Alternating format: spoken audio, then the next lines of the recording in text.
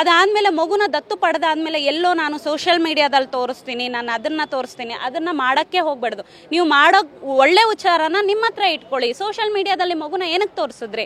ಆಮೇಲೆ ಮಗುವಿಂದ ನನಗೆ ಒಂದೇ ಒಂದು ವಿಡಿಯೋ ನನಗೆ ರಾಂಗ್ ಇನ್ಫಾರ್ಮೇಷನ್ ಬಂದಿದ್ದು ಏನಂದರೆ, ಮಗುವಿಂದ ಅಮೌಂಟ್ ಬಂದಿರೋದನ್ನ ಅವ್ರ ಪೇರೆಂಟ್ಸಿಗೆ ಕಳಿಸ್ತೀನಿ ಅಂದರೆ, ಮಗು ಅಂದರೆ ಏನು ಅಂದ್ಕೊಂಡಿದ್ದೀರಾ ನೀವಿಲ್ಲಿ? ಮಗು ಅಂದರೆ ಏನೋ ಅರ್ನ್ ಮಾಡೋ ಆಬ್ಜೆಕ್ಟಾ ಇಲ್ಲಿ? ಏನು ಮಾಡ್ತಿದ್ದ ಮಗು? ಕಾನೂನುಬಾಹಿರವಾಗಿ ಮಗು ದತ್ತು ಪ್ರಕ್ರಿಯೆ ಮಾಡಿದ್ದಾರೆ ಅಂತ ಹೇಳಿ ನೀವು ಹೇಳ್ತಾರೆ. ಹಾಂ, ಕಾನೂನು ಬಾಹಿರವಾಗಿ ಡೈರೆಕ್ಟಾಗಿ ಅವ್ರ ಮನೆಗೆ ಹೋಗಿ ನಾನು ಮಗುನ ತಗೊತೀನಿ ಅಂತ ಬರೋದಿಲ್ಲ ಸರ್. ನಾವೇನು ಮಾಡ್ತಾ ಇದ್ದೀವಿ?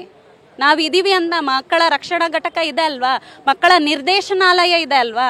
ಸೊ 5 ಕಚೇರಿಗಳು ಬೆಂಗಳೂರಿನಲ್ಲಿದೆ, ರಾಯಚೂರಿನಲ್ಲಿದೆ, ಥ್ರೂ ಔಟ್ ಇಂಡಿಯಾದಲ್ಲಿದೆ. ಇವ್ರು ಮಾಡ್ಬೋದಾಗಿತ್ತು, ಒಂದು ಸಲ ಅಪ್ಲಿಕೇಶನ್ ಹಾಕ್ಬೇಕಾಗಿತ್ತು. ಸೊ ಅವ್ರದ್ದೆಲ್ಲ ವೆರಿಫಿಕೇಶನ್ ಆದಮೇಲೆ ನೀವು ತಗೊಬೇಡಿ ಅಂತ ನಾವು ಹೇಳ್ತಿಲ್ಲ.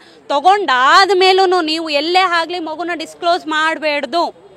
ಇದು ಕಡಾಖಂಡಿತವಾಗಿ as per the juvenile and justice act 74 ಪ್ರಕಾರ ಮಗುನ ಎಲ್ಲೂ ತೋರಿಸ್ಬೇಡ್ದು. ಮಗುಗೆ ಅದು ಕೊಡ್ಸಿದೀನಿ, ಇದು ಕೊಡ್ಸಿದೀನಿ, ಇವತ್ತು ಕೊಡ್ಸಿ ನೀವು ಹೇಳಿರ್ಬೋದು. ಅದು ಕೂಡ ಇಲ್ಲಿರ್ತಕ್ಕಂಥ ಅಧಿಕಾರಿ ಹೇಳ್ತಿರ್ತಕ್ಕಂಥ ಒಟ್ಟಾರೆಯಾಗಿ ಕಾನೂನು ಬಾಹಿರವಾಗಿ ಮಗುವನ್ನ ದತ್ತು ಪಡೆದುಕೊಳ್ಳುವಂತ ಪ್ರಕ್ರಿಯೆಗೆ ಆಕೆ ಮುಂದಾಗಿರ್ತಕ್ಕಂಥದ್ದು. ಈ ನೆಲೆಯಲ್ಲಿ ಆಕೆ ವಿರುದ್ಧ FIR ಅನ್ನು ದಾಖಲಿಸಿದ್ದೇವೆ ಅಂತ ಹೇಳಿ ಮಾಹಿತಿಯನ್ನು ನೀಡ್ತಿರ್ತಕ್ಕಂಥದ್ದು.